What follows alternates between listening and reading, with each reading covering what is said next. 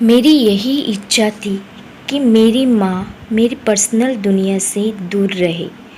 एक दिन गुस्से में मैंने कहा, माँ, तुम्हारी दूसरी आँख न होने की वजह से जब तुम मेरे दोस्तों के सामने आती हो तो मेरा मजाक उड़ाते हैं। तुम मर क्यों नहीं जाती? उस समय मुझे थोड़ा बुरा महसूस होने लगा था, लेकिन दूसरी ओर मैं खुश भी था क्योंकि हर समय मैं जो कहना चाहता था वह मैंने आज कह दिया था। लेकिन ये सब सुनने के बाद मेरी माँ ने मुझे कुछ नहीं कहा और मुझे भी नहीं लगता कि मैंने उनसे कुछ इतना बुरा और दुख देने वाली बात कही हो। मैं इस गरीबी से और मेरी माँ से दूर कहीं जाना चाहता था।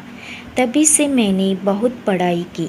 मैंने अपनी माँ को भी छोड़ दिया और पढ़ने के लिए दूसरे शहर आया और वहाँ की यूनिवर्सिटी में मुझे एडमिशन भी मिल गया। इसके कुछ सालों बाद मैंने वही शादी कर ली। मैंने खुद का घर भी खरीद लिया था। फिर मेरे बच्चे भी हो गए थे। अब मैं खुशी से एक सफल इंसान की तरह जी रहा था। मुझे यह ज़िंदगी बहुत पसंद थी। दिन ब दिन यह खुशी बढ़ती ही जा रही थी। लेकिन एक दिन अचानक मेरी माँ को मैंने अपने दरवाजे पर देखा। तब सभी मुझसे पूछने लगी कि यह कौन है, तो मुझे कहना पड़ा कि यह मेरी माँ है। तब मुझे ऐसा लगा जैसे मेरी सारी खुशियाँ आकाश के नीचे गिर गई। मेरी माँ की एक आँख के डर से मेरी छोटी बेटी भी भाग गई थी। तभी मैंने भी मेरी माँ से पूछा, तुम कौन हो? मैं तुम्हें नहीं जानता। मैंने इन्हें डांटते हुए कहा, तुम्हारी हिम्मत कैसे हुई मेरे घर आने की और मेरी बेटी को डराने की? चले जाओ यहाँ से। इतना सुनने के बाद मेरी माँ ने शांति से मुझे जवाब दिया, वो मुझे माफ़ करे, शायद मैं गलत एड्रेस पर आ गई और वहाँ चली गई। मैंने भगवान का शुक्रिया अदा किया कि उन्होंने मुझे नहीं पहचाना। अब मैं शांत महसूस कर रहा था और मैंने अपने आप से कहा कि अब मैं अपनी पुरानी ज़िंदगी के बारे में कभी सोचना भी नहीं चाहता। कई दिन खुशी से बिताने के बाद एक दिन मेरे पुराने स्कूल का लेटर मेरे घर आया। मैंने अपनी पत्नी से झूठ कहा कि मैं बिज़नेस ट्रिप पर जा रहा हूँ। मेरे पुराने स्कूल को चला गया। उसके बाद मैं अपने पुराने घर में गया।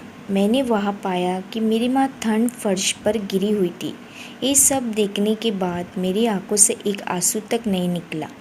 उनके हाथों में कागज़ का एक टुकड़ा था। शायद वह मेरे लिए कोई पत्र ही था। उन्होंने लिखा था, मेरे बेटे, मुझे लगता है कि अब मेरे जाने का समय आ चुका है और अब मैं तेरे घर भी नहीं आ सकती, लेकिन मैं एक बार तुम्हें देखना चाहती हूँ, तुमसे मिलना चाहती हूँ। मुझे तुम्हारी बहुत याद आती है और जब मैंने सुना कि तुम यहाँ अपने पुराने स्कूल में किसी काम से आ रहे हो तो मुझे काफ़ी खुशी हुई। लेकिन मैंने निश्चय किया कि एक आँख होने की वजह से मैं तुम्हारे लिए स्कूल नहीं जाऊंगी और मैं नहीं चाहती थी कि मुझे देखकर तुम्हें घबराहट हो।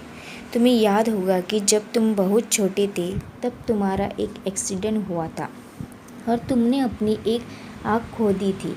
एक माँ होने की वजह से मैं तुम्हें एक आँख में बड़ा होता नहीं देख सकती थी, तो मैंने तुम्हें अपनी एक आँख दे दी और आज मुझे गर्व है कि मेरा बेटा इस पूरी दुनिया को देख सकता है।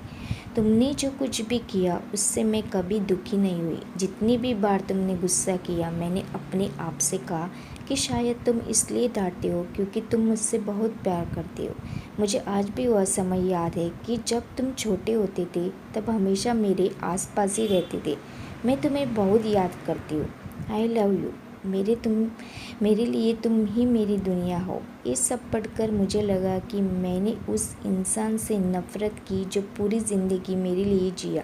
मुझे अपनी माँ के लिए रोना आ रहा था। अब मुझे अपनी सबसे बड़ी गलती का एहसास हो चुका था।